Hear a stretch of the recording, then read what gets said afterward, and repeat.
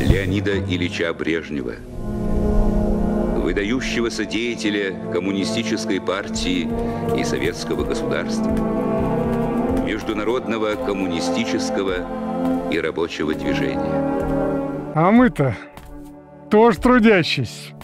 Повод выпить. 15 ноября 1982 года, понедельник. Первый почти за 30 лет похороны главы государства.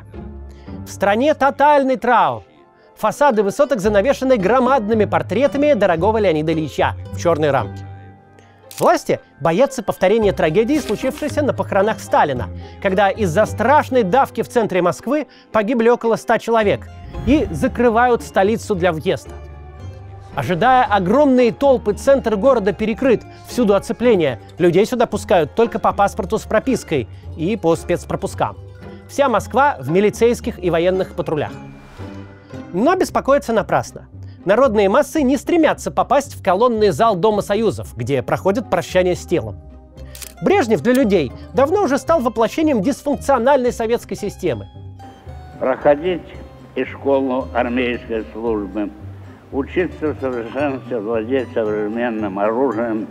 Шамкающий, с трудом передвигающийся вождь – герой бесчисленных анекдотов. И это, похоже, главная его роль в общественной жизни. Например, Брежнев у себя в кабинете, стук в дверь.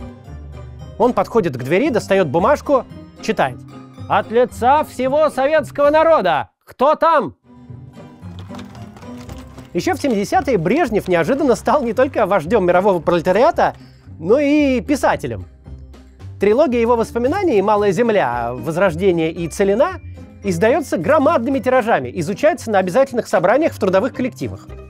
О! Брежнев прям. В 80-м писатель-дебютант Брежнев получает Ленинскую премию по литературе. Книжки не шедевры. И все прекрасно понимают, что писал их не Брежнев. Еще анекдот. Брежнев вызывает к себе Громыка. «Читали «Малую землю»? Как вам?» «Гениально, Леонид Ильич! Плакал, как ребенок!» Брежнев. «Надо же!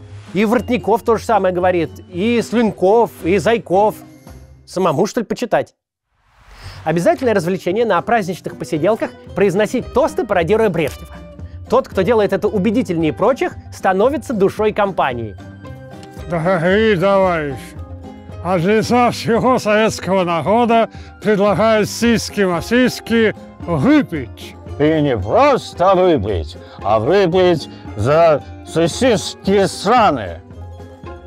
Неплохо, неплохо. Имеется в виду систематически выпить за социалистические страны.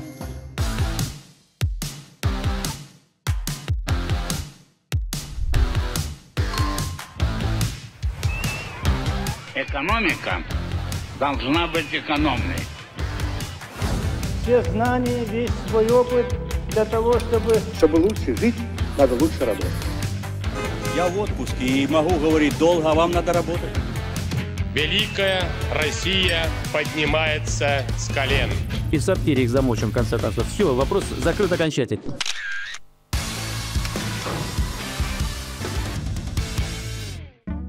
Брежневу в 82-м 75 лет. Он всего на 3 года старше сегодняшнего Путина. При этом советский генсек выглядит совершенной развалиной. Еще один анекдот. Почему Советский Союз не запускает космонавтов на Луну? Боится, что они там попросят политическое убежище. Внешнее прощание с вождем проходит вполне благопристойно. В колонный зал выстроилась громадная очередь. Конец ее где-то на Новослободской. Вот только стоят в ней в основном невезучие граждане, отправленные на похороны по разнарядке от предприятий.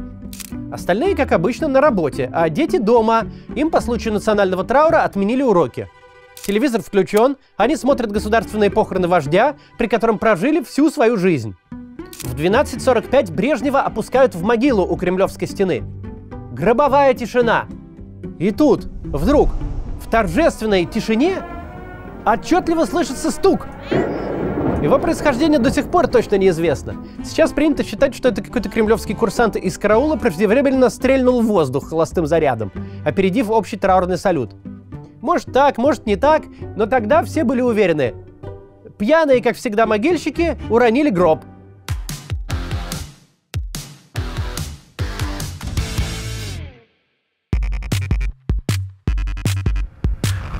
Дети в восторге. В кои-то веки школу отменили.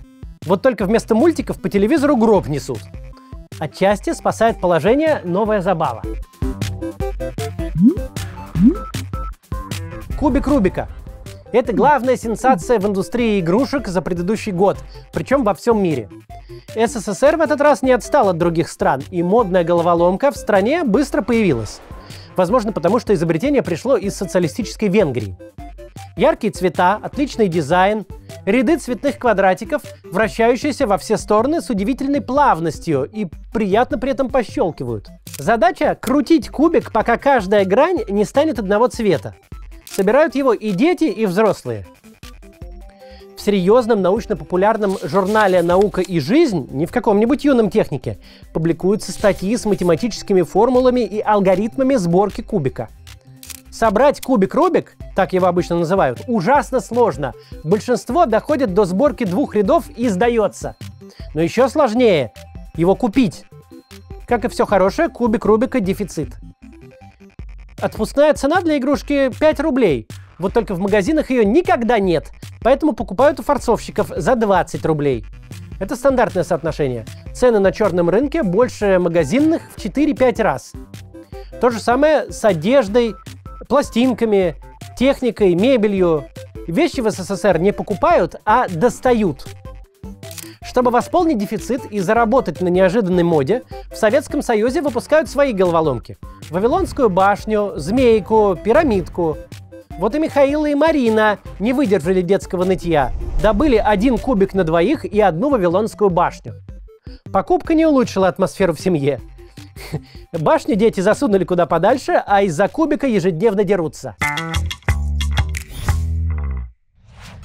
Если вы часто пользуетесь криптовалютой, переводите деньги за рубеж, получаете в ней зарплату или инвестируете, обратите внимание на один удобный инструмент – виртуальную карту MaxSwap.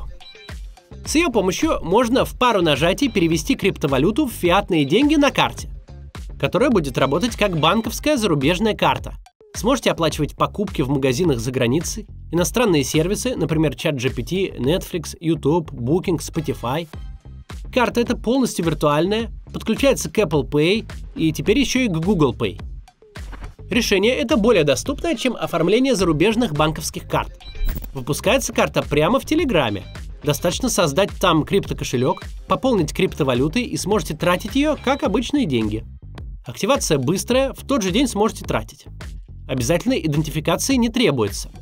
При этом у MaxSwap довольно большие лимиты на пополнение и траты, а средства зачисляются очень быстро. Наша редакция эту карту протестировала в Германии. Все работает. Поддержку у MaxSwap мы тоже протестировали. Она живая и старается сразу вникнуть в ситуацию. Очень дружелюбный у них сервис. А если вы напишете им промокод CATS, то 50% от стоимости карты еще и вернется к вам на баланс. Переходите по ссылке в описании или воспользуйтесь вот этим QR-кодом, чтобы получить новую карту, которая будет работать за границей.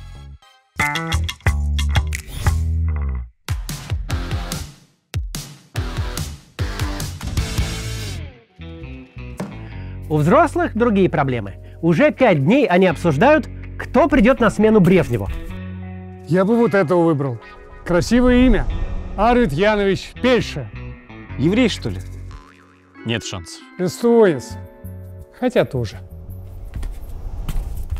Опыта смены генсеков в новую эпоху у советских людей не было. Но считывать неявные знаки они умеют. Кто был председателем похоронной комиссии?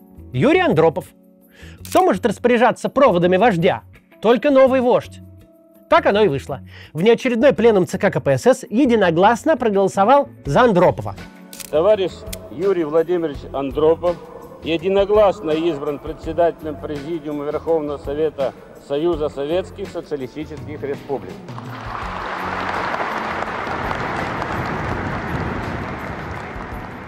За человека, который последние 15 лет руководил Комитетом государственной безопасности.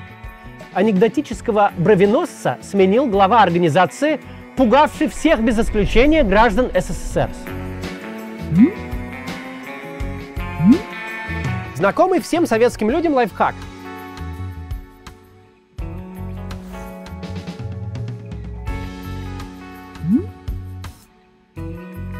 Ходит миф, будто бы так сидящий на прослушке товарищ майор лишается доступа к микрофону в твоем телефоне. Потому что боятся все. Даже если ты не диссидент, у тебя нет родственников за границей, ты послушно ходишь на партсобрание и голосуешь как надо, все равно ты боишься. Да, времена сейчас травоядные, черные воронки по ночам не ездят, но страх перед КГБ никуда не делся. Сталинский большой террор закончился 30 лет назад. Но у всех есть родственники, знакомые, соседи, кто сгинул в лагере или вернулся оттуда инвалидом. Память о том, что в любой момент пролетарское правосудие может взять тебя за шкирку, а самый справедливый советский суд признать виновным в чем угодно, намертво вшита в советского человека. В начале 80-х советскую власть и советскую идеологию никто не воспринимает всерьез. Антисоветские анекдоты травят все – партийные и беспартийные, комсомольские секретари и активные общественники, рабочие и члены Комитета советских женщин. Многие слушают западные голоса и потом в курилке пересказывают новости. Это безопасно, процентов на 90. И 10%, что нарвешься на стукача. Иногда известно, кто стучит. Например, староста группы в институте. При нем надо следить за языком. Или глава месткома. От него вообще лучше держаться подальше. Но вообще-то донести может кто угодно. Нет, после кляузы тебя вряд ли арестуют. Какой смысл? Нельзя ж посадить весь народ. Но в случае чего обязательно припомнят. Когда ты попытаешься попасть в тургруппу за рубеж, для чего нужно принести хорошую характеристику, или захочешь вступить в жилищный кооператив, что невозможно без одобрения месткома. Или вознамеришься стать членом партии, чтобы получить шанс на карьерное продвижение. Тебя вряд ли вызовут на Лубянку. Это для более серьезных проступков, таких как распространение самиздата, связь с диссидентами или с заграницей. Скорее всего, позвонят по телефону, скажут, что хотят с тобой встретиться. На скамейке в парке или в съемной квартире вежливый человек с неприметными чертами лица продемонстрирует тебе папочку, где написано, что и кому ты говорил 3 года назад. Спросит, как это понимать. Выслушает сбивчивые оправдания. И прозрачно намекнет, что в случае сотрудничества твои грехи будут прощены. А вот отказ вызовет нехорошие последствия. Увольнение с волчьим билетом, например. Или сына твоего выгонят из института. Он просто не сдаст сессию, и все. Мы это обеспечим. Ну и пойдет в армию. В Афганистане как раз сейчас десантников не хватает. С такими весомыми аргументами ты, скорее всего, согласишься. Станешь стукачом и с тех пор будешь на крючке. Начнешь писать докладные, сообщать об умонастроениях. Вся твоя налаженная жизнь рухнет. Ты давно привык соблюдать внешние ритуалы, но при этом существовать вне системы. Теперь же так больше не получится.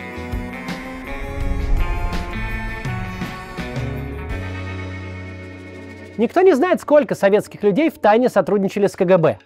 Архивы так и остались закрытыми. Когда в начале 90-х в бывших соцстранах, в экс-ГДР, Польше, Чехии начался процесс люстрации, выяснилось, что степень проникновения спецслужб в общество была ошеломляющей. Сотрудничали с органами самые разные люди. Так есть серьезные подозрения, что даже лидер польской солидарности Лех Валенса работал на спецслужбы под псевдонимом Болик, в честь героя мультсериала «Болик и Лёлик». Что уж говорить об обычных гражданах. В общем, КГБ боялись все. Советская власть это прекрасно знала и обычно ничего не имела против. Но в роли генсека Андропов хотел обзавестись поддержкой общества. Поэтому заранее предпринял маневр уклонения. То, что Брежневу оставалось недолго, стало понятно еще весной. Во время визита на авиазавод в Ташкенте на него упали мостки вместе со стоявшими там людьми. Полученные травмы усугубили его проблемы со здоровьем. Преемником Брежнев видел как раз Андропова.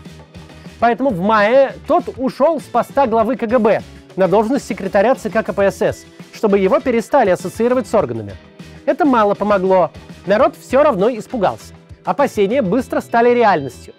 В декабре Марина, у которой было окно между парами, решила сходить в кино на популярную мелодраму с Олегом Янковским «Влюблен по собственному желанию». Но успела только посмотреть киножурнал о трудовых подвигах строителей Байкало-Амурской магистрали. После чего зажегся свет, в зале появились народные дружинники и стали допрашивать зрителей. Почему не на рабочем месте? Кто разрешил? В связи с нарушением социалистического трудового законодательства Отсутствие на рабочем месте по этой причине, без уважительных причин, выносится общественное порицание трудовым коллективом с занесением строгого выговора в личное дело. Просто выговор. Никаких серьезных последствий. Но неприятно. Скромная преподавательская зарплата отчасти компенсировалась свободным графиком. Но теперь в рабочее время с работы не уйдешь. Повсюду повальные облавы на прогульщиков. Новый генсек понимал, что в стране глубокий кризис, и решил его победить привычными ему мерами и как можно быстрее. Юрий Андропов выиграл все аппаратные схватки, передушил врагов, возглавил империю, став властителем полумира. Но венца карьеры он достиг слишком поздно. В момент воцарения на советском престоле Андропову было 68 лет. Казалось бы, не так уж много, однако у него была тяжелая болезнь почек, которая со временем прогрессировала. Его правление можно описать через феномен пожилого принца. Человек, который слишком долго ждал, который понимает, что времени ему отведено гораздо меньше, чем хотелось бы ему, такой человек, едва получив вожделенные рычаги власти, лихорадочно пытается реализовать идеи, которые вынашивал годами за недели и месяцы. Надо думать, что Андропов искренне полагал, что главная проблема советской системы – это ее разболтанность. Мол, за 18 лет брежневского застоя все слишком расслабились, а повальную коррупцию, пьянство, некомпетентность, дефицит всего и вся и всеобщее бракодельство можно победить наведением контроля, порядка и дисциплины. Новый генсек решил починить советскую экономическую систему, приставив ко всем гражданам, от фрезеровщика до директора завода, милицейский конвой. Ага, ту самую систему, где люди делают вид, что работают, а государство делает вид, что им платит. Где все держится на приписках и липовых сметах. Где любая отчетность, дистиллированный документооборот. Цифры в ней вообще никак не связаны с реальностью. Оценить масштаб катастрофы невозможно, потому что никто не продерется сквозь слои вранья.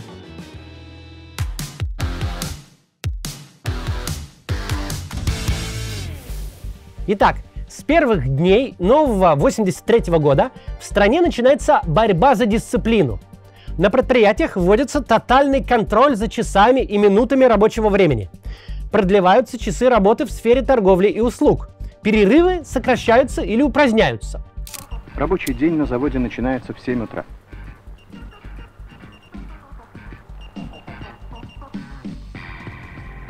Для этих товарищей он начнется гораздо позже. 32 минуты уже потеряны. Время не вернуть. То, что потеряно, потеряно навсегда. В рабочее время запрещается проведение собраний, спортивных и культурных мероприятий. Нарушителей ловят где только можно. В кинотеатрах, парикмахерских, ресторанах и в банях.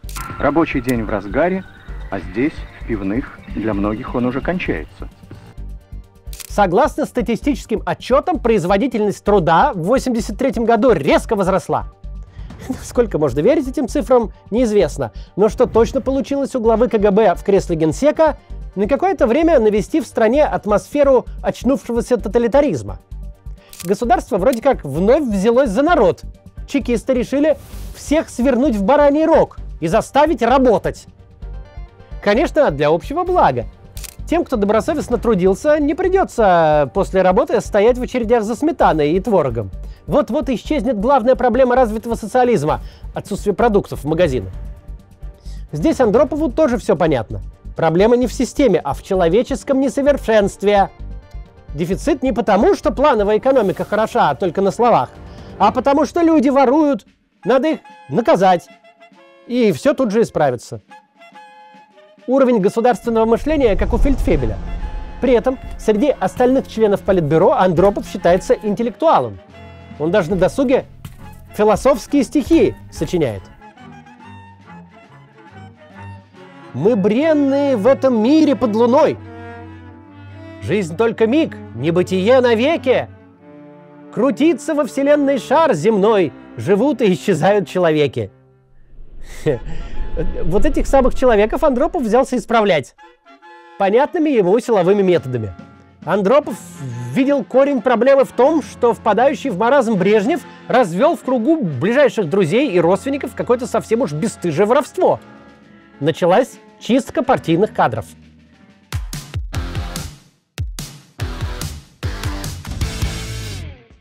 Одним из самых одиозных брежневских ставленников считался Сергей Медунов, первый секретарь Краснодарского крайкома партии, или попросту хозяин Кубани.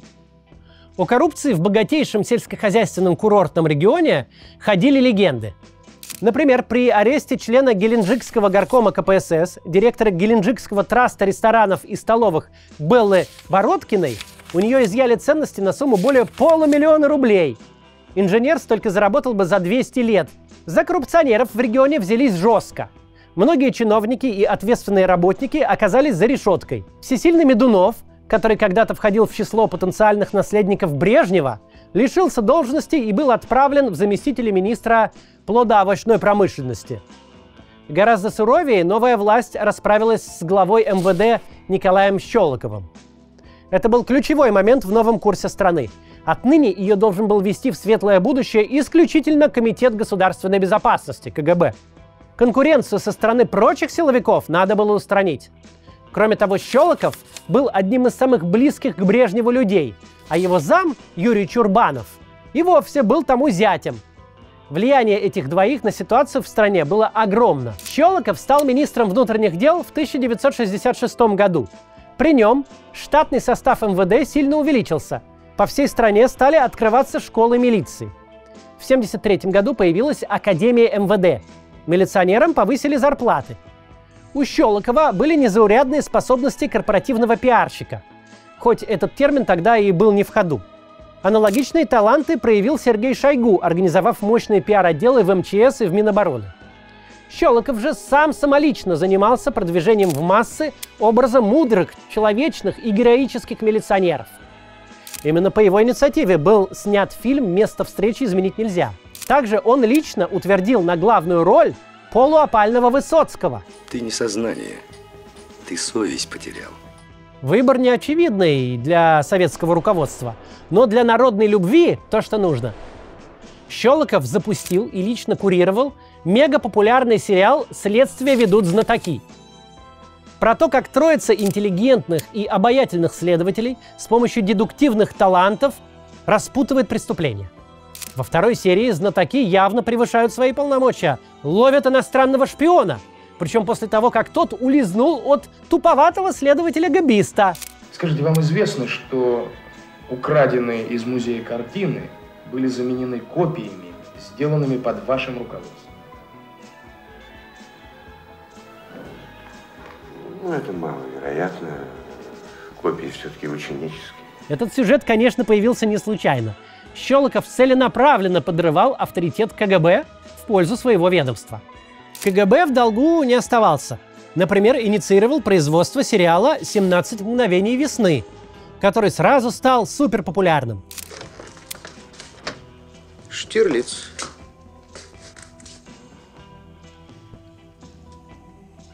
А вас я попрошу остаться еще на 1 минуту. Однако в смысле пиара это был не самый сильный ход. Штирлиц, конечно, чекист-разведчик, но к современной советской спецслужбе в сознании публики он никакого отношения не имел. К началу 80-х МВД определенно побеждало в межведомственной борьбе. Щелоков, его возглавлявший, был главным соперником Андропова в борьбе за власть. Тому конкурент был совершенно не нужен. Вот только сместить брежневского друга было непросто. После Сталина советские генсеки лишились диктаторских полномочий. Основные решения принимались коллективно, на политбюро. А там у Щелокова сторонников хватало.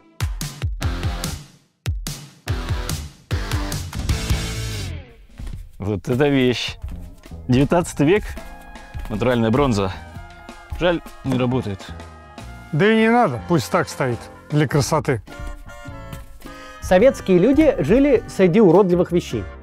Когда в дефиците вообще все, когда нет никакой конкуренции между производителями, о каком эстетическом и функциональном дизайне может идти речь? Лампа светит, вот и хорошо. Шкаф не разваливается, дверцы на месте, отлично. В таких условиях для создания уюта использовали вещи двух типов – иностранные и старинные. Если изобразить идеальный дом в представлении советского человека, выглядел бы он вот так. Холодильник «Розалев». Китайская ваза, говорят, что старинная, но, скорее всего, подделка. Трюмо 19 века из красного дерева. Музыкальный центр Грюндик. Довоенные немецкие фарфоровые чашечки.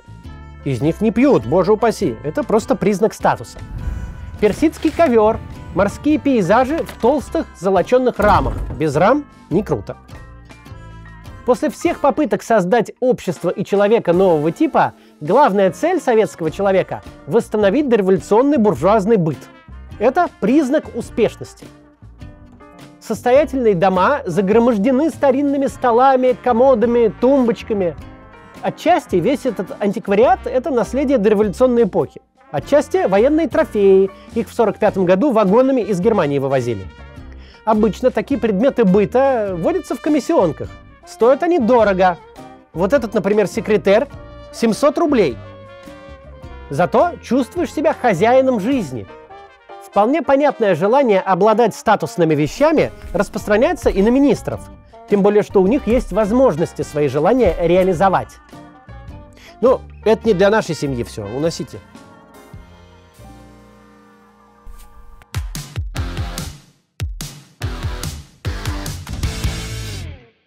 Еще при жизни Брежнева КГБ раскрыл схему, которую разработали Щелоков и его милицейское окружение. При аресте взяточников и так называемых цеховиков, то есть подпольных предпринимателей, их имущество обычно конфисковывали. Ценные вещи, картины, антиквариат, автомобили. После суда будто бы передавали в музей МВД это все, но на самом деле распределяли между министром и высокопоставленными милицейскими чинами. При живом Брежневе Щелоков был неприкосновенен, так что дело замяли. Провели беседу, велели вернуть, что взял, и он так и сделал. Но сейчас, в конце 82-го, Андропову больше никто не сдерживает. Для максимальной убедительности он решает подобраться к конкуренту издалека. Для чего использует громкое дело двухлетней давности. 26 декабря 80-го года майор КГБ Вячеслав Афанасьев спускается в метро. Он отметил на работе свой день рождения и теперь едет домой. При себе у него пакет с продуктовым заказом. Водка, коньяк, палка копченой колбасы и банка консервированных помидоров. В вагоне метро Афанасьев засыпает. На конечной станции Ждановская, это сегодня Выхино, к нему подходит наряд милиции. Заметив пакет с продуктами, милиционеры затаскивают Афанасьева в комнату милиции, где уже несколько часов как идет попойка. Пьяные милиционеры избивают Афанасьева, забирают у него колбасу, водку и коньяк. Афанасьев сопротивляется, демонстрирует корочку КГБ. Но это не помогает.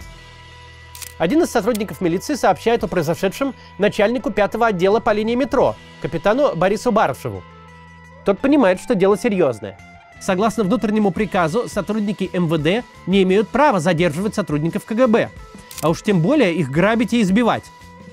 Испугавшись последствий, Барышев решает избавиться от Афанасьева и представить все как бытовое убийство. На служебной машине жертву вывозят в район Егорьевского шоссе, недалеко от КГБшных дач, избивают там арматурой и оставляют в лесу. Его успевают найти и доставить в больницу, но 1 января Афанасьев умирает. Чтобы никто не подумал, что два силовых ведомства открыто воюют, Андропов передает дело об убийстве сотрудника КГБ в Генпрокуратуру. Преступление быстро раскрывают, а заодно решают посмотреть, что вообще творится в московской милиции. Выяснилось, что московское МВД, особенно милиция в метро, одна сплошная ОПГ. Ограбление пассажиров, избиение, изнасилование, сокрытие улик, повальная коррупция. Против 80 сотрудников милиции были возбуждены уголовные дела. 4 исполнителей убийства, включая капитана Барышева, приговорили к расстрелу. Из милиции уволили более 300 человек, весь 5-й отдел расформировали. МВД пыталось вмешаться, ведущему дело следователю Калиниченко угрожали, его семью охранял аж целый отряд КГБ «Альфа». Расследование продолжалось весь 81 год, и на поверхность всплыли десятки преступлений. Довольно быстро по цепочке от милиционеров со станции метро Ждановская дошли до начальников УВД, а затем и до высоких чинов МВД. От них рукой было подать и до самого министра Щелокова. Но на этом остановились. Брежнев был жив. Щелокова он бы в обиду не дал. Но в ноябре 82-го генсек умер. Расследование возобновили и довели до логического конца. Щелокова обвинили в развале МВД. Вдобавок припомнили старое обвинение в краже конфискованного имущества. Видеозапись. Приложение к протоколу обыска на квартире гражданина Щелокова Николая Анисимовича. При обыске на даче министра обнаружили ценности на сумму в 500 000 рублей. Щелокова уволили с поста министра, разжаловали из генералов, лишили звания Героя соцтруда, исключили сначала из ЦК КПСС, а затем и из партии в целом. В феврале 83-го, не выдержав расследований и обысков, покончила с собой жена бывшего министра. В конце следующего, 84-го года, и сам Щелоков застрелился. Его заместителя, Юлия Чурбанова, расправы не коснулись. Это было бы уже чересчур, все-таки зять предыдущего генсека. По воспоминаниям Чурбанова, Андропов вызвал его к себе в кабинет через 5 дней после смерти Брежнева и заявил: «Пока я жив, тебя и твою семью никто не тронет». Так и было. Да и необходимости лютовать уже не было. Разгромив МВД, КГБ получил полную власть и принялся наводить свои порядки. В то недолгое время, что Андропов провел на советском престоле, стартовало сразу несколько масштабных расследований. Самое известное из них – «Хлопковое дело» о повальном воровстве в Узбекистане. Высокие партийные боссы умирали от сердечных приступов, кончали с собой, садились в тюрьму, некоторых расстреливали. Это была самая мощная партийная чистка со сталинских времен. В стране испугались наступающего террора.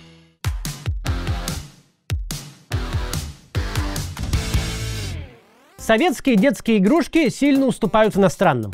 Оловянные и тем более пластмассовые солдатики неаккуратно отлитые и окрашены одной краской. У немногих счастливцев югославские ковбои и ГДРовские каучуковые рыцари – источник детского счастья. В начале 80-х советская власть решает это счастье приумножить. В детском мире и в других магазинах игрушек появляются модели самолетов для склеивания. И не только советские Ту-134, есть и западные спитфайры, локхиды и боинги.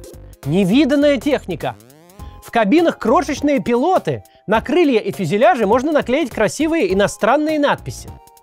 Потом модели подвешивают на леске, и у кучи советских детей целые эскадрильи под потолком.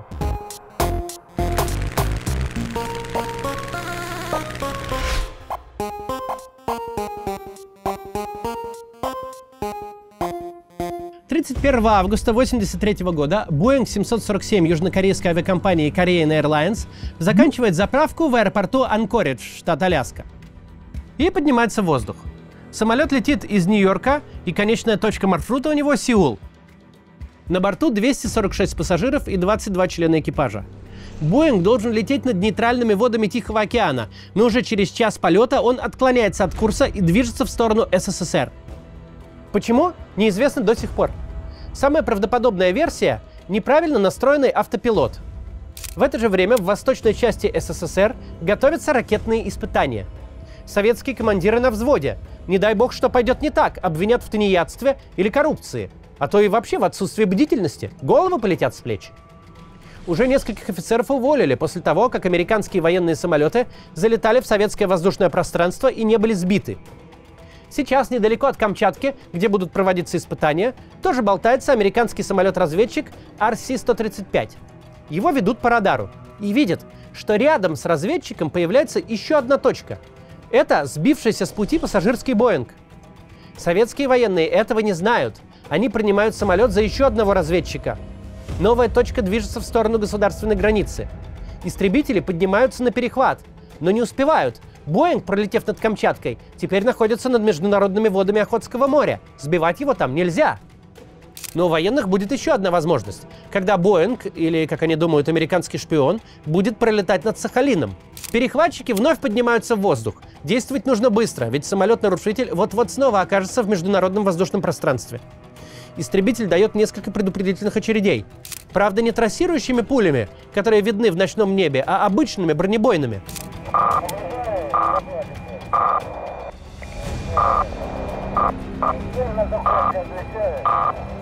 Ответной реакции от пилотов Боинга нет. Они не подозревают, что находятся над Сахалином. Пилот истребителя получает приказ сбить самолет.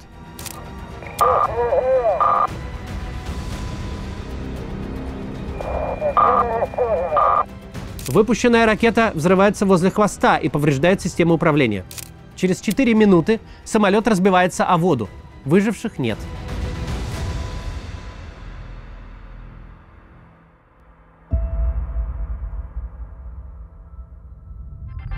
Ведущий программы «Время» Игорь Кириллов позднее вспоминал, что 1 сентября перед эфиром перед ним положили листок с новостью. Там была написана чистая правда. Сбили самолет, погибли люди. Но буквально за минуту до эфира редактор выдал ему другой листок. Официальное сообщение ТАСС. Такое. Самолет летел без аэронавигационных огней, на запросы не отвечал и в связь с радиодиспетчерской службой не вступал. Поднятые навстречу самолету нарушителю истребители ПВО пытались оказать помощь, выводя его на ближайший аэродром. Однако самолет-нарушитель на подаваемые сигналы и предупреждения советских истребителей не реагировал и продолжал полет в сторону Японского моря. Звучало это крайне неубедительно. Поэтому через неделю появилась другая версия событий. На официальной пресс-конференции 9 сентября начальник советского генштаба Николай Агарков заявил: да, самолет сбили, потому что он намеренно влетел в воздушное пространство СССР, и это была тщательно спланированная разведывательная операция. Да, самолет был гражданский, но мы не виноваты. Западные спецслужбы сознательно спровоцировали инцидент с человеческими жертвами. Это неопровержимо доказано. Впрочем, и эта версия была не окончательной. Самолет был пассажирский, но пассажиров в нем не было. Трупы потом подбросили в море, чтобы опорочить миролюбивый Советский Союз. Или так. Пассажирский лайнер намеренно отправили в воздушное пространство СССР, чтобы скрыть разведывательный самолет. Он типа прятался над Боингом. Стреляли именно в разведчика, а Боинг потом сбили сами американцы, чтобы замести следы. Так продолжалось годами. В 1985 году, через 2 года после трагедии, во время телемоста Ленинград-Сиэтл советского телеведущего Владимира Познера спросили, что думают граждане СССР о сбитом Боинге.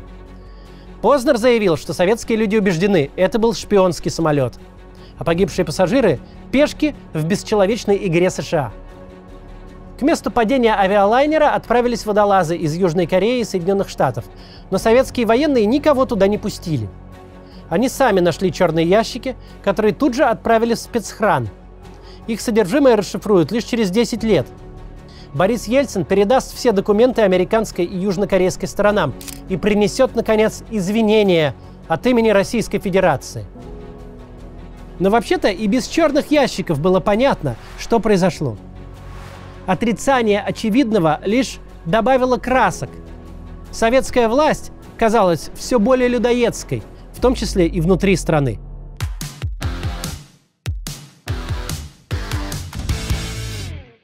Впрочем, Андропов был уверен, что положение вот-вот исправится, потому что он подарит гражданам СССР главное – товарное изобилие. От разоблачения глобальной коррупции Андропов перешел к чисткам более точечным, с целью победить дефицит, который, разумеется, тоже вызван недостатками человеческой натуры.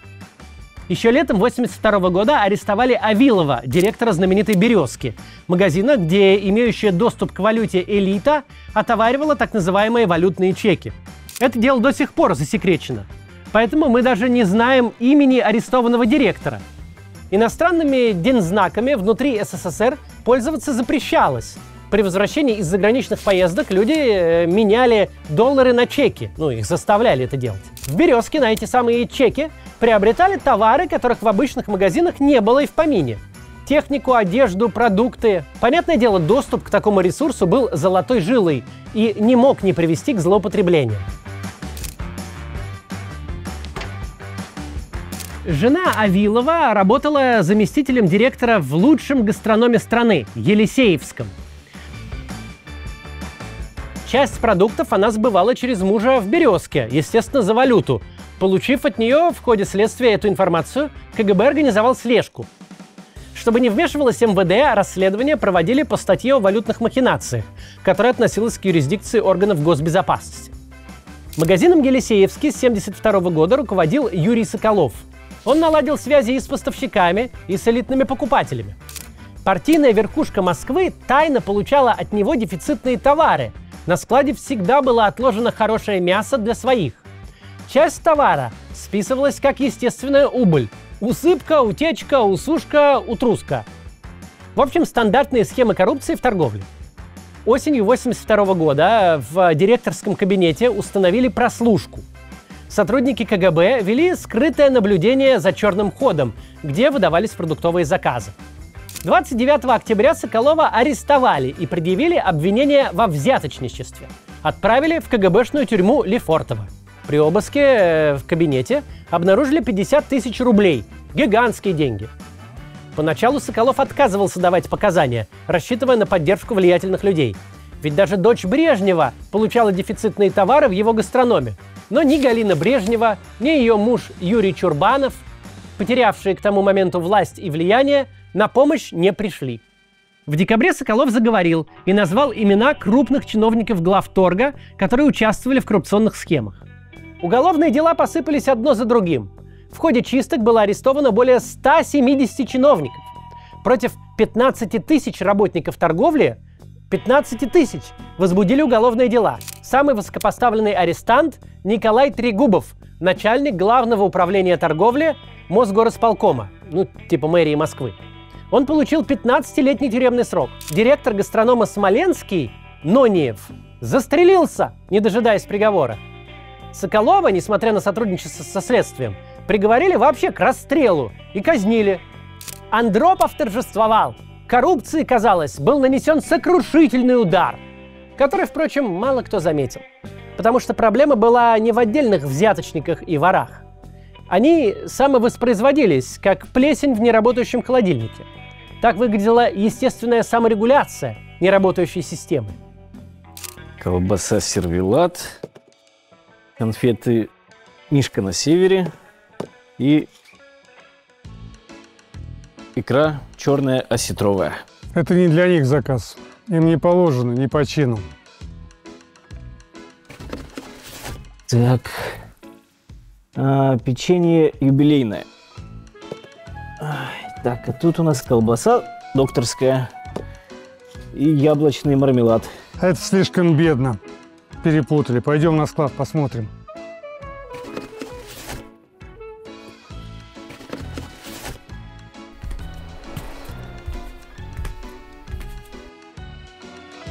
В конце декабря Михаил принес с работы пакет с едой для новогоднего стола. Это такая чисто советская специфика – продуктовые заказы. Их выдают во всех учреждениях к главным праздникам. На 7 ноября, 1 мая, к Новому году. Понятно, что их надо оплачивать, зато в очереди стоять не придется. Для разных категорий населения разные продукты. Формально в социалистическом обществе все равны. Собственность на средства производства принадлежит всем трудящимся.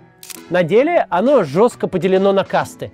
Сверху донизу пронизано сложными иерархическими связями. Разные слои населения живут, по сути, в разных мирах и друг на друга глядят с завистью, а кто и с превосходством. Граждане надежно прикреплены к определенному уровню потребления, и перейти с одного на другой мучительно сложно. Для жителя деревни или поселка крупный город, областной центр или тем более столица республики – символ фантастического изобилия. Там есть все, даже докторская колбаса и пашихонский сыр. По мнению жителей регионального центра, молочные реки с кисельными берегами текут в Москве и в Ленинграде, где можно купить даже лимоны и мандарины. В Свердловске, например, цитрусовых просто нет, ни за какие деньги. А если кто и привезет пару лимонов из Москвы, то в качестве особо ценного сувенира. Люди, живущие всего в паре километров от столицы, относятся к другой зоне потребления. Идти в ближайший гастроном за едой бессмысленно. Ничего, кроме хлеба, не добудешь. Поэтому в выходные они ездят на закупки в большой город. Анекдот. Что это такое? Длинное, зеленое и пахнет колбасой. Электричка Москва-Тула. Этим, кстати, объясняется советский феномен. В магазинах ничего нет, а холодильники забиты. На самом деле гордиться тут нечем. Холодильник полный, потому что используется как склад. Ты загружаешь в него не продукты на ближайшие пару дней, как это происходит сегодня, а то, что получилось достать. Красная икра лежит тут месяцами, готовится к приходу гостей на день рождения. 3 банки анчоусов, деликатес, для особых случаев. Маслины греческие, их можно принести друзьям в качестве гостинца, будет сенсация. 2 палки сервелата, их тоже трогать нельзя. Одна для праздничного стола, другая начальнику месткома, когда придет время распределять путевки в профсоюзной профилактории. Антон, сын наших героев, обнаруживает на дальней полке красивую коробку финских конфет. Он ухитряется, не повреждая упаковку, выуживать конфетки. Что такого, думает он? Ну, гостям меньше достанется. Зачем вообще взрослым сладкое? Но конфеты предназначены не для гостей. а чтобы подмазать нужного человека и получить путевку в хороший пионерский лагерь от МИДа. А теперь дарить нечего. Так что летом Антон отправляется в пионер-лагерь от дружественного завода. Там дети живут в ветхих деревянных корпусах-избушках с протекающими крышами. Нет взятки, нет и пионер-лагеря от МИДа. Советское общество поделено на слои разного качества, в зависимости от доступа к благам. На предприятиях несколько столовых для обычных работников, сотрудников среднего звена и больших начальников. Кормят там по-разному, соответственно рангу. Уровень сервиса тоже различается. У работяг самообслуживание и клеенка на столах, в директорской столовой скатерти и официанты. Обычные граждане после работы стоят в очередях, чтобы было чем поужинать. Начальство в очереди не стоит.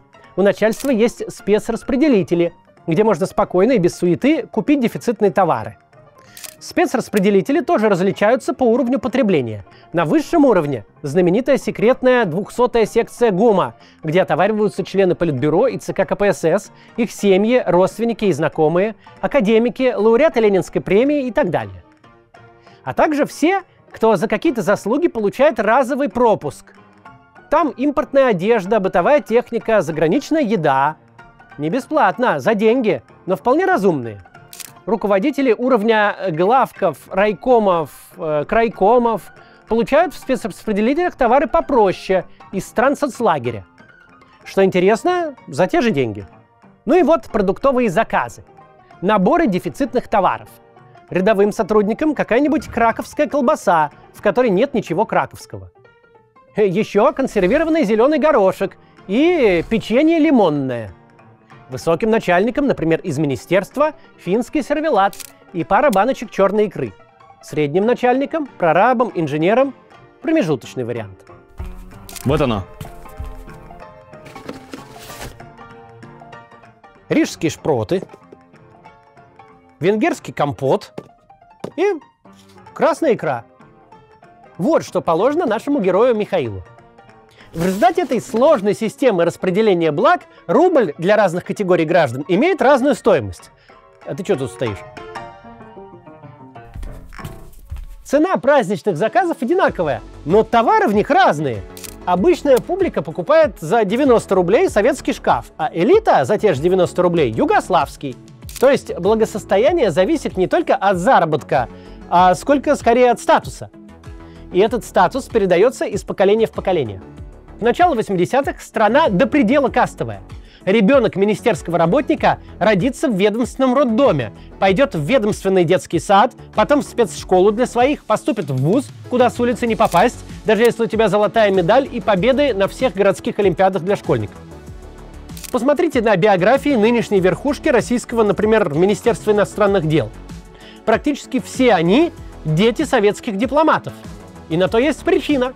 Единственный документ для зачисления в МГИМО советского времени – это свидетельство о рождении. В институте для дипломатов учатся дети дипломатов, сотрудников МИДа, Внешпосылторга, Внешторгбанка. Никто сына слесаря не пустит в вуз для своих. В вуз, который открывает дорогу к работе за границей.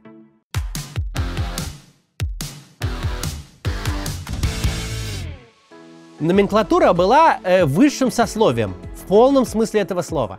Она жила отдельно, выстраивая для себя дома улучшенной планировки. Питалась отдельно, отдельными продуктами, лечилась в своих больницах, отдыхала в собственных санаториях.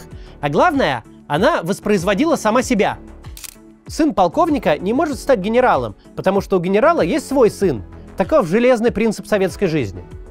Положение в системе почти неизбежно получают по наследству. Дети заводских рабочих идут в школу по месту жительства, в ПТУ на районе и встают к станку. Дети партфункционеров последовательно с самой школьной скамьи делают партийную карьеру. Есть еще одна часть элиты, может быть даже поважнее. Не те, кто получают блага, а те, от кого зависит этих благ распределение.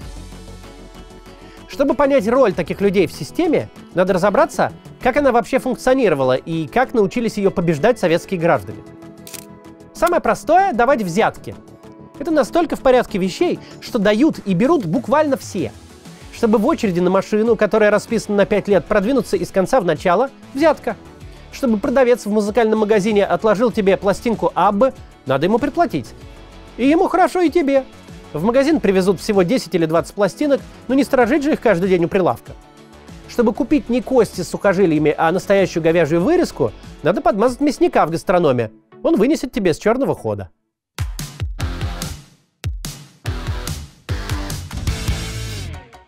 Но некоторые особенности советского способа распределения товаров нам сейчас понять совсем сложно. Если бы современный россиянин перенесся назад во времени, он бы, наверное, догадался бы дать взятку, но в более сложных ситуациях оказался бы в полном тупике. На новогодние праздники к нашим героям приехали гости. Однокурсник Михаила, которого после института распределили в Минск, и его жена. По такому случаю решили сходить в ресторан. По идее, это недорого, рублей по 10 на человека. Но есть проблема, ресторанов даже в Москве мало.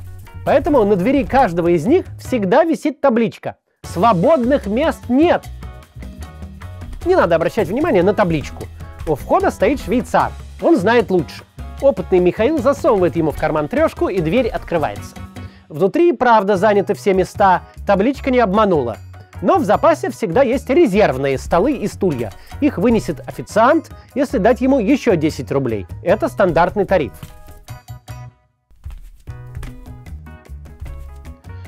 В меню цены вполне умеренные, не разоришься.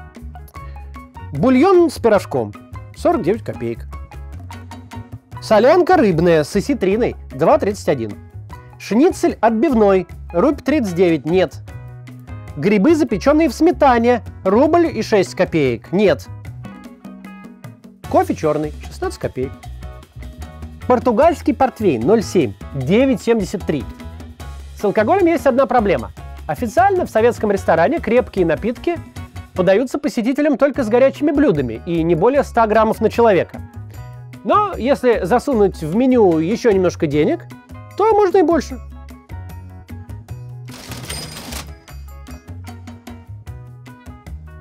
В результате обед обошелся не в 10 рублей, а примерно в 30 на каждого. 2/3 прошли мимо кассы, но все остались довольны. И наши герои, и официант, и швейцар, и даже метрдотель, которому официант в конце смены отдаст 10 рублей. Бездействующая система с небольшими, не очень законными усовершенствованиями начинает работать.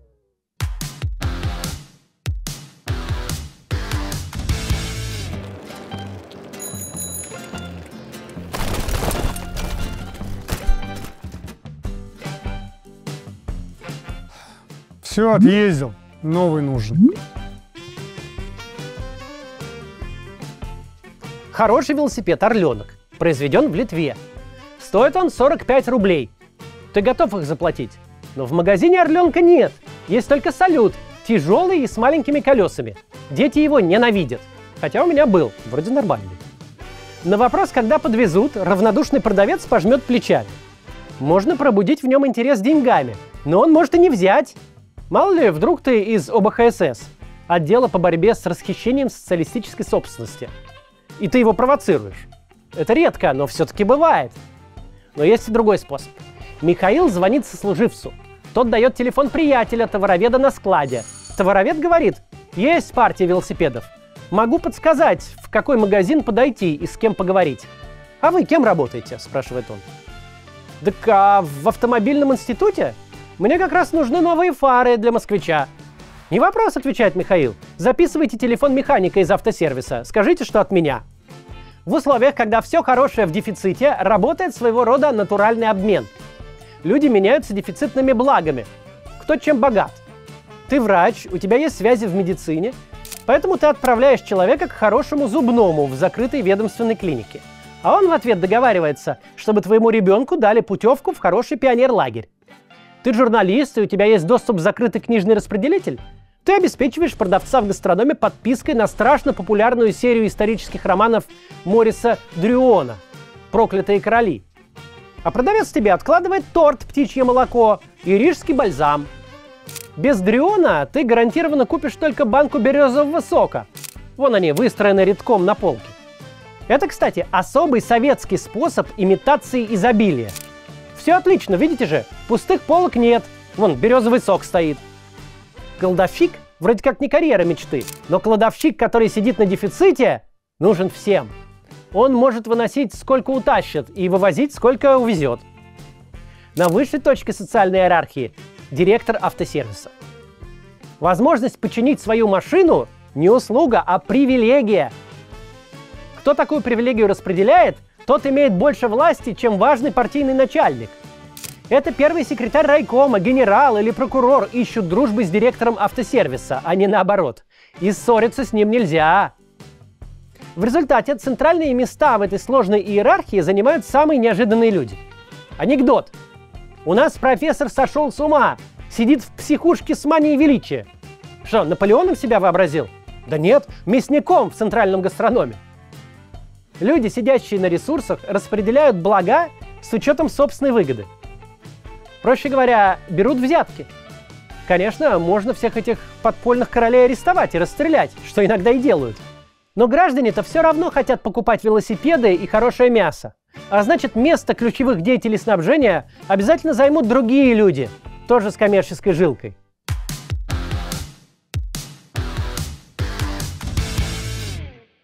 Андропов искренне хотел перемен. Он решил, что способен изменить систему, не разрушая ее. Просто победить отдельные недостатки, очистить здоровое зерно от гнилых примесей. Но в процессе чистки стало понятно, что прогнило все насквозь. Когда прогулы – это массовое явление, когда десятки миллионов людей занимаются такой работой, которая не нужна даже им самим, не то что кому-то еще, любые рейды на прогульщиков просто обречены на провал.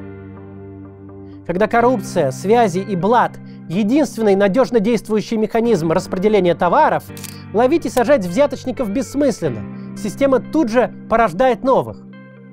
Так что бурные начинания Андропова через полгода незаметно сошли на нет.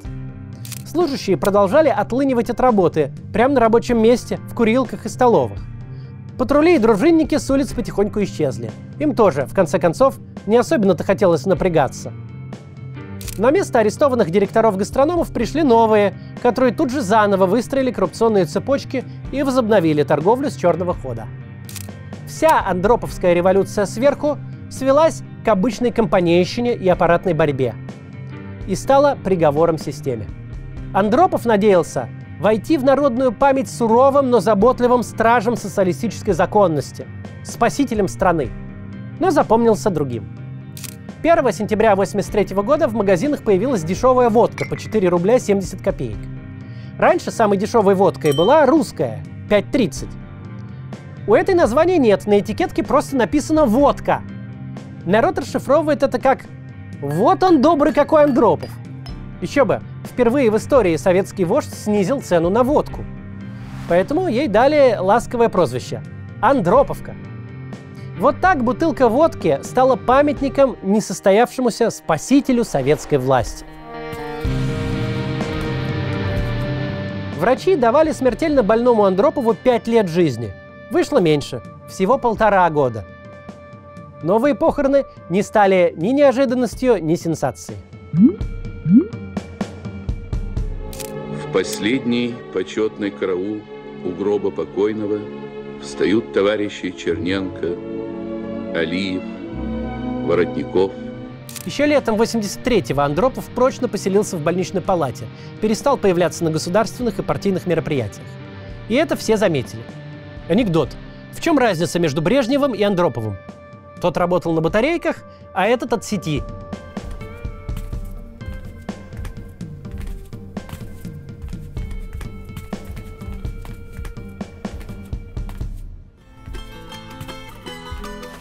И вот террас.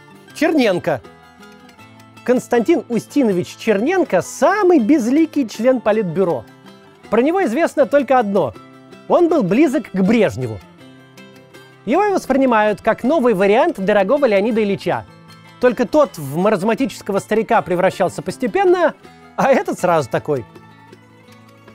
Повсеместно появляются слухи, что Черненко – бывший шофер Брежнева. Вот и все его достижения. У него даже имя, фамилии такие – К.У. Черненко. То есть попросту кучер. Так его теперь называют – кучер. Брежнев в последние годы жизни был пародией на лидера нации. Этот, получается, пародия на пародию. Шутки и анекдоты появляются в невиданных количествах. Раньше была тьма, а теперь Черненко. Как умрет Черненко? От выстрела в упор. Сначала упадет упор, а потом Черненко. Сообщение ТАСС. Сегодня, после тяжелой и продолжительной болезни, генеральный секретарь ЦК КПСС Константин Устинович Черненко, не приходя в сознание, приступил к исполнению своих обязанностей. Речь, наконец, идет об осуществлении активной внешней политики, направленной на обеспечение благоприятных условий для жизни и работы советского народа, братских стран социализма, на избавление человечества от угрозы термоядерной катастрофы. Приход Андропова кто-то воспринимал как надежду, у кого-то он вызывал страх. Страна, вырванная на время из брежневской летаргии, замерла, не зная, к чему готовиться. Но теперь все просто ждут, когда умрет Черненко. Ясно, что это будет скоро. Потом его место займет Тихонов, а потом какой-нибудь Гришин. Мы будем стоять в очередях и травить анекдоты. Эти старики будут помирать один за одним. В принципе, не страшно, даже отчасти комфортно. Кто-то получит новую квартиру, кто-то раздобудет журнал Playboy и соберет гостей для торжественного рассмотрения заморского чуда. Кто-то съездит в санаторий в Болгарию. Жизнь, казалось, остановилась окончательно. Власть это полностью устраивала. Люди, прошедшие через войны и репрессии, выросшие в бараках и теперь получившие собственные квартиры, в большинстве своем тоже не возражали. Но для новых поколений такой застывший мир был невыносимо тоскливым.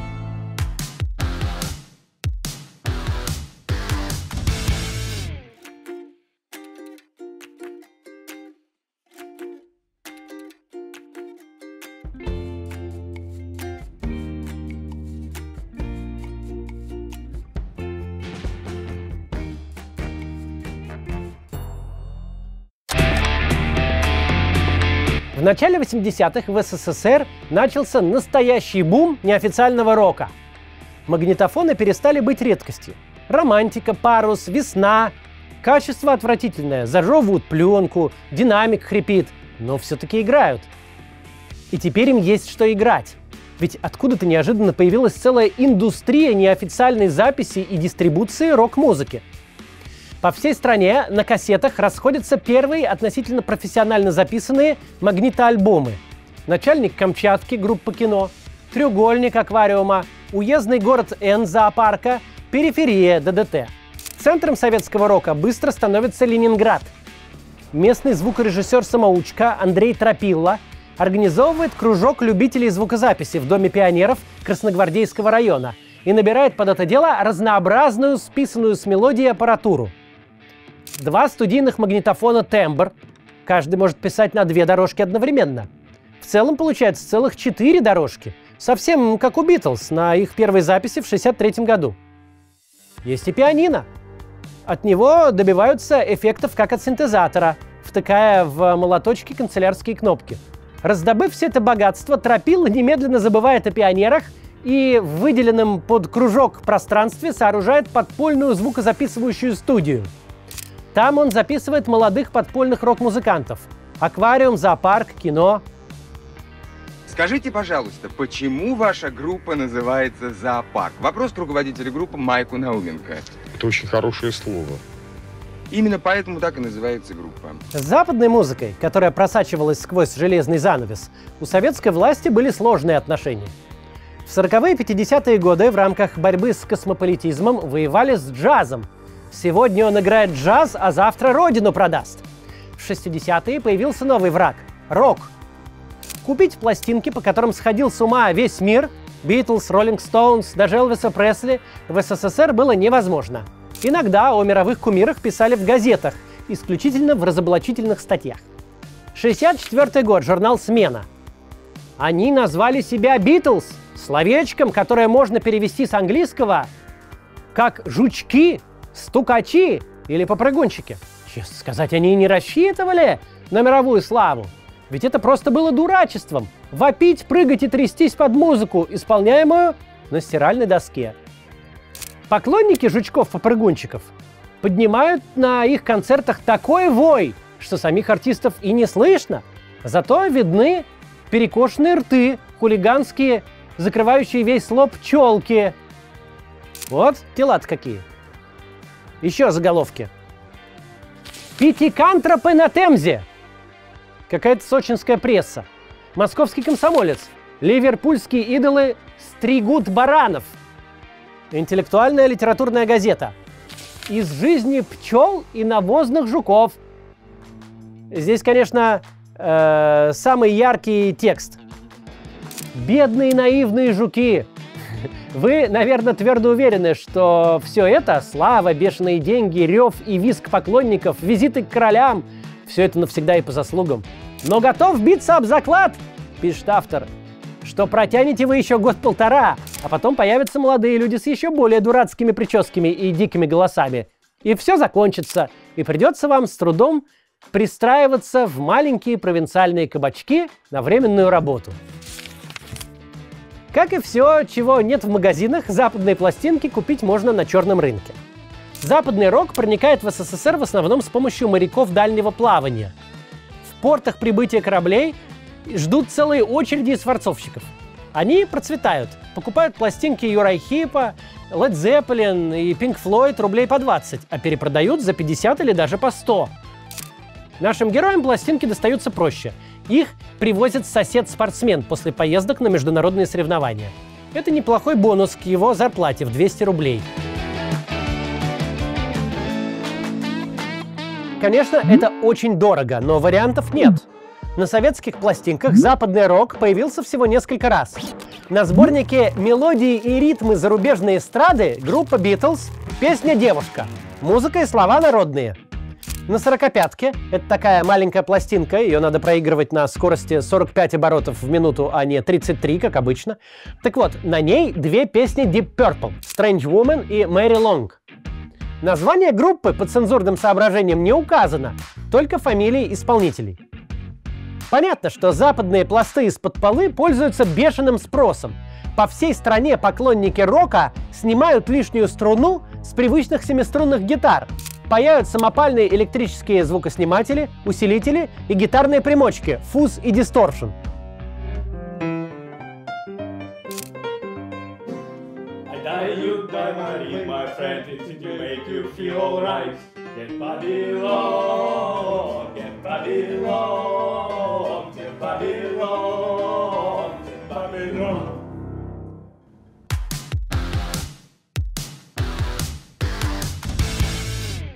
К концу 60-х в каждой школе и в каждом институте есть как минимум одна рок-группа. Правда, в ходу название «Вокально-инструментальный ансамбль» – ВИА. Все они, как умеют, играют каверы, часто наугад воспроизводя непонятный английский текст. Именно оттуда появились шутки про «King Babylon» – это Beatles «Can't Buy Me Love», или «What Can I Do» – «What Can I Do» группы «Смоки». Это, конечно, шуточные переделки, но вместо «Can't Buy Me Love» часто на полном серьезе пели «Get Babylon». Выступают такие группы на школьных и институтских дискотеках, ну и на мероприятиях типа фестивалей самодеятельности, которые проводят различные комсомольские организации. Там, конечно, тоже сидят любители западного рока. Для идеологического прикрытия каверы выдают за песни протеста. Тут сгодится любой абсурд, все равно же никто не проверит. «Come Together» Beatles – песня о пролетарской солидарности. «Кашмир» Led Zeppelin – песня об угнетенных индийских трудящихся. В 70-е в Москве появляется «Машина времени» Андрея Макаревича. В Ленинграде – «Санкт-Петербург» Владимира Рикшана.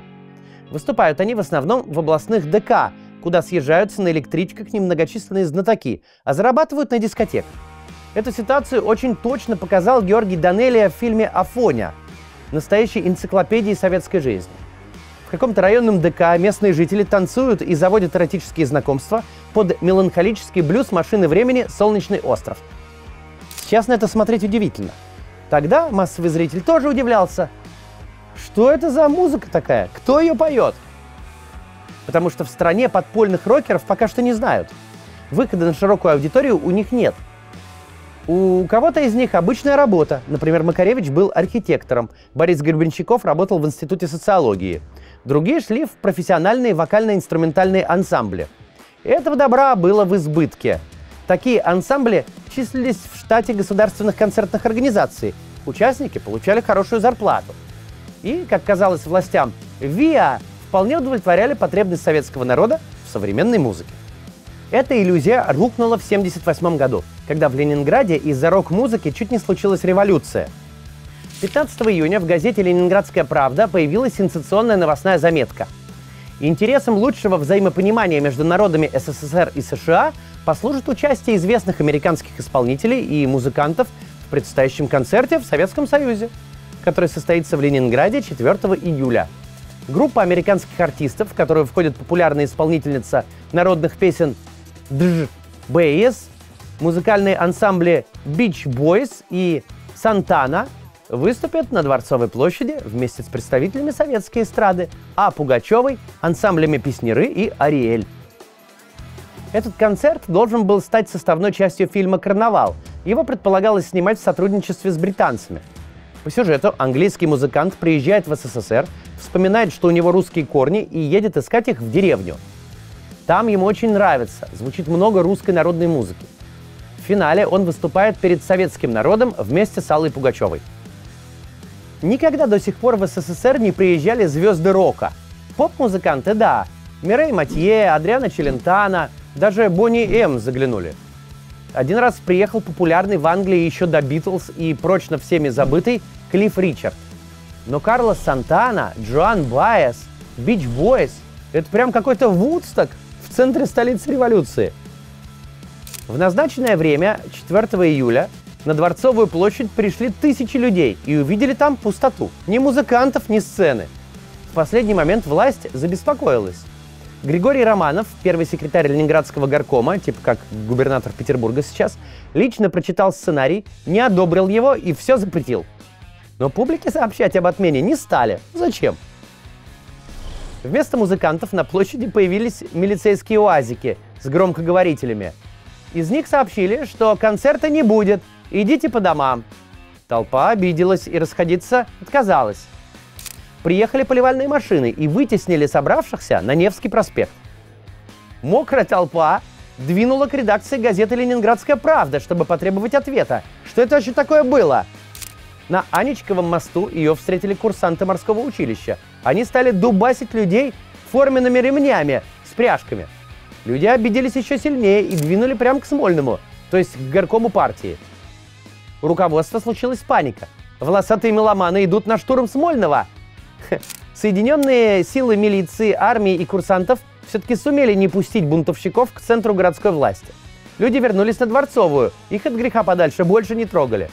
До часу ночи, до развода мостов, они там мирно пели сами. Ничего подобного в Ленинграде не было с 1917 года.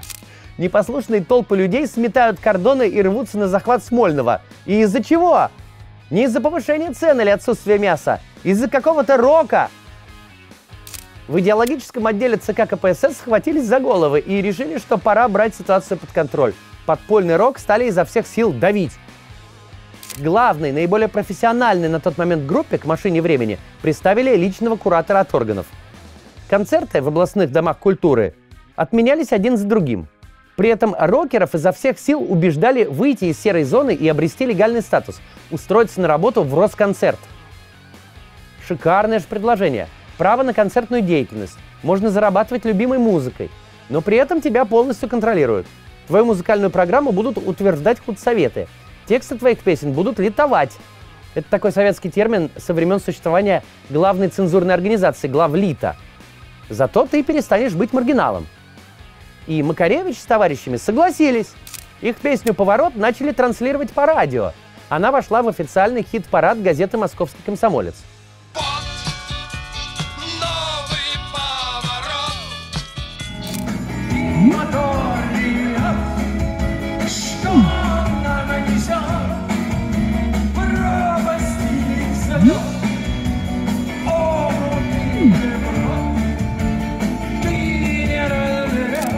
Чуть позже вышел фильм «Душа».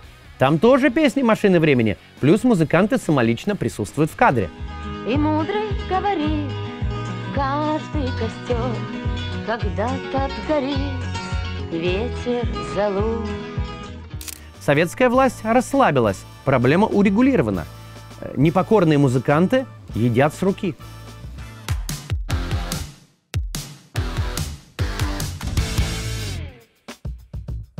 В марте 80-го года в Тбилиси состоялся один из первых официальных советских рок-фестивалей под оптимистичным названием «Весенние ритмы». Лайн-ап – солидные и уважаемые группы. Та же «Машина времени», «Автограф» с остросоциальной сюитой «Ирландия Ольстер», про то, как англичане подавляют северных ирландцев. Группа «Интеграл» с Юрием Лозой, который еще не сочинил про «Маленький плод», и с Барри Алибасовым, который еще не создал «На-на». Благонравное и солидное мероприятие. Группы достойно и профессионально исполняют свои залитованные программы. Жюри во главе с маститым композитором Юрием Саульским довольно. Но на третий день на сцене вдруг появляется аквариум. Его на фестиваль пристроил молодой журналист Артемий Троицкий. А организаторы почему-то забыли проверить, что эти ленинградские ребята играют. На песне про Марину, которая хочет замуж за Фина, Марина мне сказала, что ей надоело, она устала, она охуела. Жюри в полном составе встает и выходит. Зрителям совсем не надоело, но охуели они знатно. На официальных советских мероприятиях такого не слышали никогда. Растерянные техники то включают свет в зале, то выключают, оставляя группу играть в темноте. В очередной раз свет зажигается во время песни с интересным названием «Блюз свиньи в ушах». К этому моменту музыканты окончательно распоясываются и в процессе исполнения устраивают кучу малу. Перед зрителями предстает груда тел. Гребенщиков с гитарой валяется на сцене, на него взгромоздились остальные музыканты, и при всем этом продолжают извлекать из инструментов психоделические звуки. В чем ты видишь ценность вашей музыки? В том, что она не подчиняется условленным стандартам. Она вылезает из всех шаблонов. А это что значит? То есть мы играем то, что мы хотим. После возвращения в Ленинград, на удивление оказалось, что концертная деятельность для аквариума больше невозможна. Группу обвинили в гомосексуализме. Ну а зачем же они еще друг на друге лежали? Гребенщикова выгнали с работы из его социологического института и попутно исключили из комсомола. Похожие меры приняли и к прочим группам. Властям стало очевидно, что в стране существует неподконтрольная идеологическим органам неофициальная культура. Оставленные без надзора люди делают буквально что хотят. Конечно, можно всех пересажать, но репрессии получатся массовыми, затронут слишком многих и вызовут большое напряжение в обществе. Советская власть начала 80-х годов не готова к массовому террору. Зато прекрасно умеет создавать иллюзии. И находит простое решение – изобразить видимость свободы, а на деле взять бунтарей под контроль. Не хотите менять независимость на Росконцерт? Окей, мы отберем ее у вас иным способом. За борьбу с идеологическими диверсантами отвечало 5-е управление КГБ. В Ленинграде его подразделение возглавлял подполковник Павел Кошелев. Вскоре после скандала в Тбилиси его вызвали к начальству, дали послушать песню про алюминиевые огурцы и спросили: «Ты понимаешь, что это издевательство и диверсия? Что мы с этим делать будем?» «Какие еще алюминиевые огурцы?» КГБшник Кошелев придумал хитрый план. Что-то наподобие операции «Трест», проведенной в 20-х годах. Тогда ЧК создало фейковую подпольную организацию, выманило реальное подполье, а потом всех разом разгромило. Теперь речь шла не об арестах, а о контроле. В марте 1981 года в Ленинградском межсоюзном доме самодеятельного творчества на улице Рубинштейна под неформальным кураторством Кошелева, который выступал под конспиративной фамилией Коршунов, открылся официальный рок-клуб. Отборочная комиссия проверяла, умеют ли самодеятельные музыканты хоть как-то играть. И если да, их принимали в клуб, назначали зарплаты и дозволяли периодически выступать с концертами. Разумеется, тексты песен литовались, оттуда вычищалось всякое безобразие. На выходе должно было получиться примерно следующее. Стерильные группы выступают в маленьком зале, 200 человек им аплодируют под присмотром сотрудников правоохранительных органов, конечно. Идейно неустойчивая молодежь получает выход своей энергии. Подпольные музыканты становятся лояльными членами общества, смиряются с цензурой и постепенно теряют революционный задор. На бумаге и в отчетах все ровно так и было. Рок-клуб проводил фестивали, то есть смотры, конкурсы, Участников награждали грамотами. Например, группу «Кино» за лучшую антивоенную песню «Я объявляю свой дом безъядерной зоной». Умело создавая иллюзии, советская власть сама же в них с удовольствием и погружалась. Отчеты были очень убедительными и устраивали руководство. Но в реальной жизни все было иначе. Тексты литовались только в теории. Цензорам просто подсовывали другие слова. Никто не проверял, кто там на самом деле что поет. Туалет закрыт, нам сносит кто-то сидит. На кухне чайники, пельмени, чей-то лифчик на столе, майонез, газли. Но главное, получив площадку и постоянную репетиционную базу, ленинградские музыканты обрели профессионализм. И когда у них появилась возможность записывать альбомы на студии Тропила в Дворце пионеров, их популярность распространилась далеко за пределы маленького зала на улице Рубинштейна. О современных технологиях КГБ подумать забыл. И теперь в ужасе наблюдал, как магнитоальбомы расходятся по всей стране, переписываются с кассеты на кассету. И на купленные у форсовщиков иностранные Акфа и Sony, и на советский МК-60. Остановить это было уже невозможно. Разве что вообще магнитофоны запретить. Аквариум и кино знамениты во всем Союзе. Здесь не надо разбирать иноземные слова. Здесь все понятно.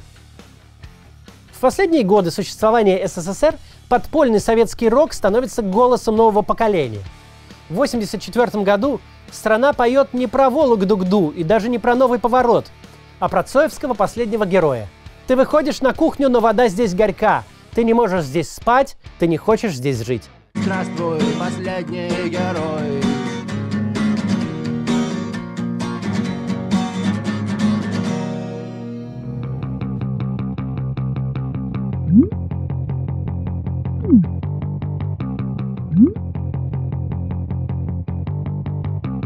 Родителей в советскую школу вызывают в критических ситуациях. Катастрофы с учебой, драки, прогулы. Но хуже всего – обвинения в аморальности. То есть в любых отношениях между мальчиком и девочкой, выходящих за пределы товарищеской помощи с домашкой. Тане, дочери наших героев, в 84-м исполнилось 13 лет. Нормальный возраст пробуждения сексуальности. После уроков ее провожает мальчик из параллельного класса. У них первая любовь. За углом школы они впервые неловко поцеловались. Их увидела завуч.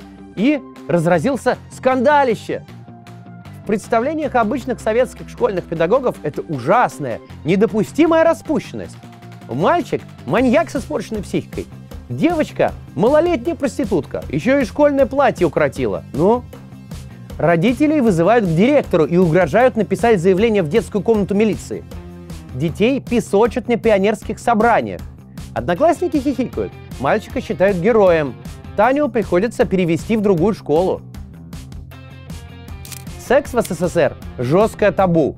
Сексуальное просвещение отсутствует как факт. Ни педагоги, ни родители не говорят с детьми о сексе. Информацию, недостаточную и искаженную, те получают от старших ребят во дворе. Так и вырастают, мало что узнав и поняв, переполненные стыдом и запретами. В первые годы после Октябрьской революции нормы традиционной морали рухнули. Возникла знаменитая теория, мол, секс – это так же просто и естественно, как выпить стакан воды. Но уже в 30-е Сталин, выстраивая диктатуру, максимально ужесточил личную сферу. Развестись стало сложно. Внебрачные связи объявили общественным правонарушением, аборты запретили.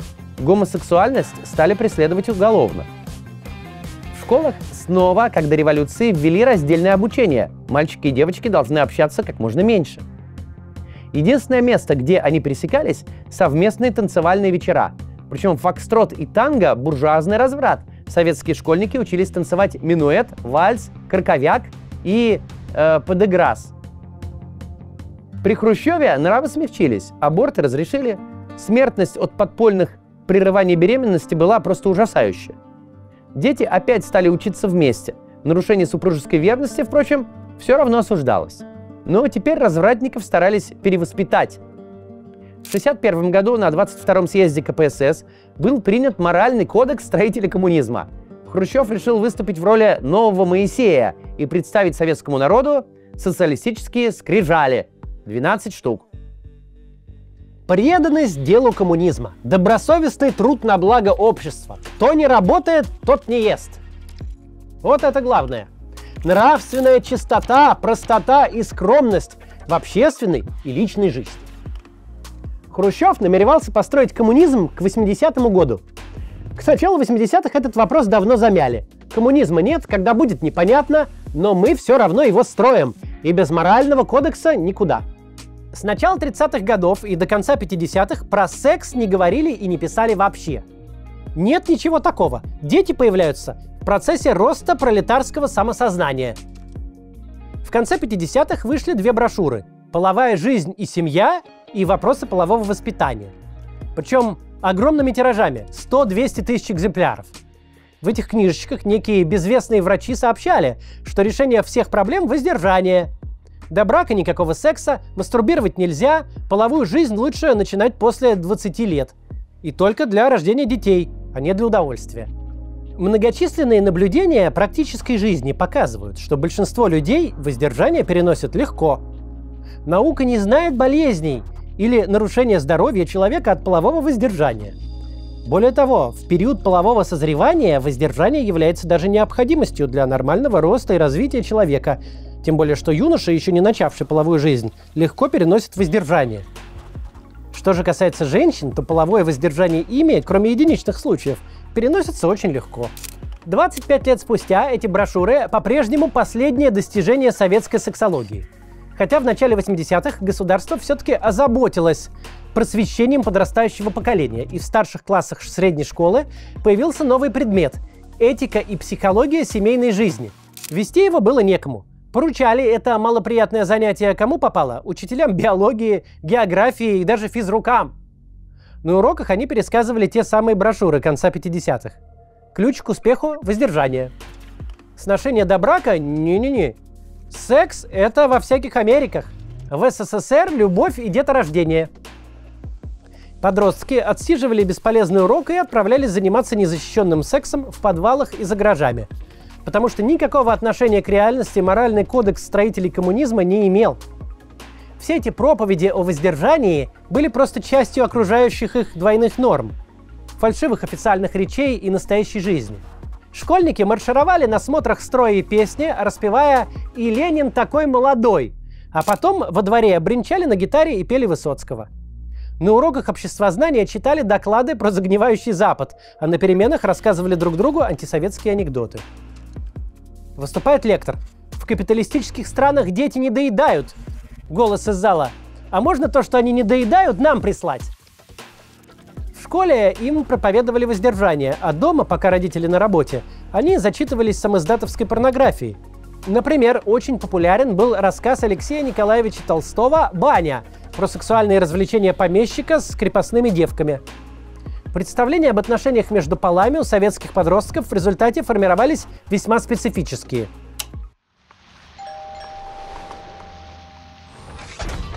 Снимай с себя все, простудишься. О, мне б сейчас окаменеть. Вот была бы загадка для археологов. Бедненькие вы мои. В 1981 году на экраны выходит фильм про подростковую любовь «Вам и не снилось». Невероятное событие. Подростки и вдруг любовь. Начинаются споры и общественные дискуссии. Есть ли такая проблема вообще? Неужели подростки действительно любят друг друга, не достигнув совершеннолетия, не поступив в институт и не отслужив в армии? Взрослые интеллектуалы горячо обсуждают смелое кино, исследующее важную общественную проблематику. До наивысшей их формы – штаны, джинсы. Подростки, на которых вообще-то и ориентирована эта драма, в дискуссиях не участвуют, а фильм смотрят с легким недоумением. Ничего себе история любви! За 1,5 часа экранного времени мальчик девочку 1 раз поцеловал в щечку и много раз подержал за руку. Это при том, что едва ли не в каждой школе есть случай подростковой беременности лет в 12-13. Пока считается, что подросткам нельзя увидеть голую лодыжку, на педсоветах каждый год происходит один и тот же разговор. Что делать с очередной забеременевшей 8-классницей? В начале 80-х Советский Союз удерживает абсолютное мировое лидерство по подростковым беременностям и абортам. В детских колониях большая часть контингента сидит за половые преступления, а сидит там очень много детей. Советское общество на излете режима – это изумительное сочетание абсолютной безнравственности и разврата в повседневных практиках и невыносимым внешним ханжеством. Публично комсомольцы держатся за руки, и через некоторое время у них выходит готовый октябренок. Но ни для кого не секрет, как проводят досуг в комсомольской организации, в горкомах и райкомах. Оргии в саунах, подпольные бордели для высоких партийных чинов. При этом в кино и в литературе секс – фигура умолчания. Мелькнувшая в кадре на несколько секунд обнаженная грудь Александры Яковлевой в фильме «Экипаж» 1979 года – абсолютная сенсация. В самых смелых и реалистичных фильмах есть намеки на сексуальные отношения, но не более. Понятно, что в «Осеннем марафоне» герой Басилашвили не просто так встречается тайком от жены с героиней Ниеловой. Но все, что мы видим в кадре, как он диктует свои переводы зарубежной поэзии, а она печатает их на машинке. Это самый интимный момент их взаимоотношений. Чуть позже, уже при Горбачеве, в июне 1986-го в рамках международного потепления по телевизору демонстрировали советско-американский телемост. В ответ на вопрос из-за океана «Как у вас там в СССР с сексом?», участница советской стороны воскликнула: «В СССР секса нет! Мы категорически против этого!»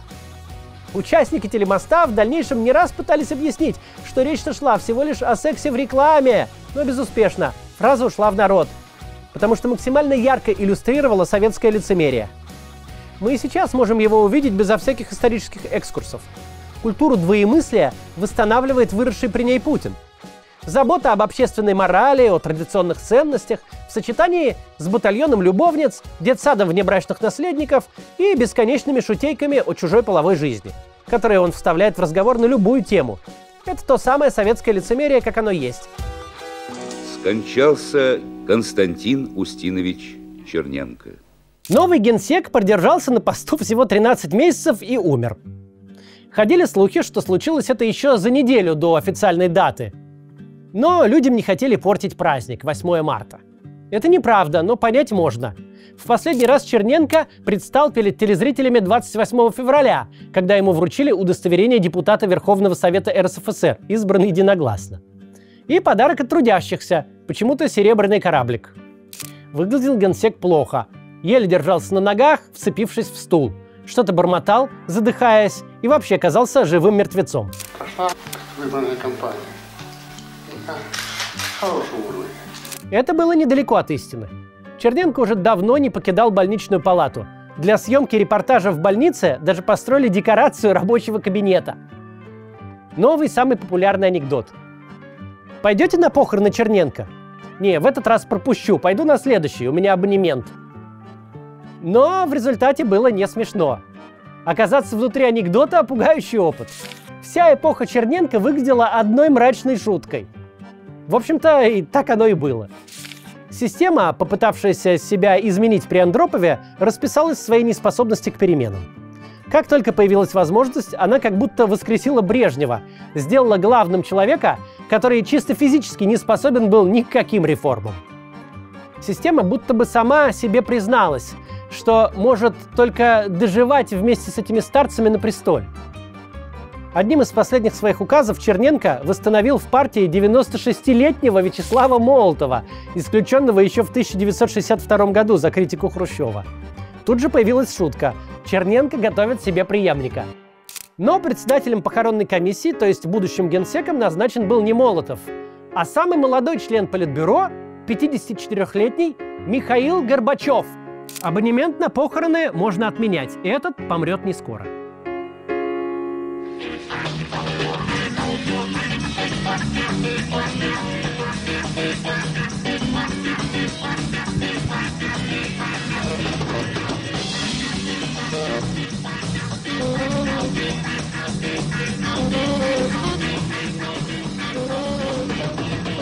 Если бы я знал, что такое электричество, я сделал бы шаг.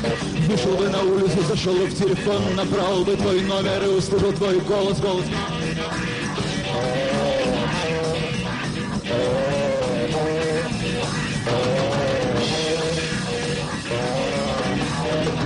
Но я не знаю, как идет сигнал, я не знаю, где лежит кабель, я не знаю принципа связи, едва ли я когда-нибудь услышу тебя.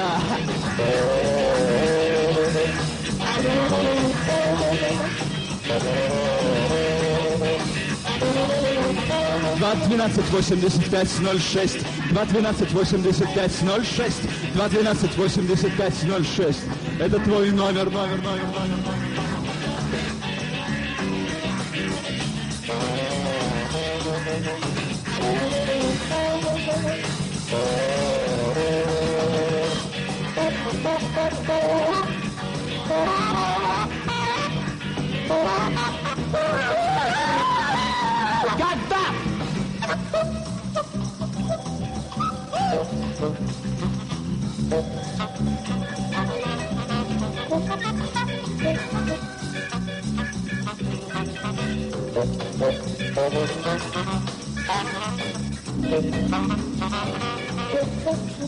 У меня был друг, его звали Фома.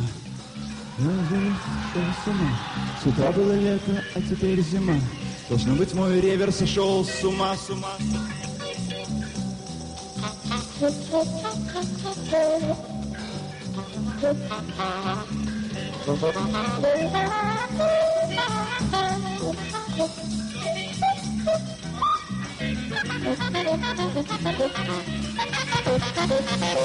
Меня били, колотили во дороге, в кустах проломили мою голову в 17 местах.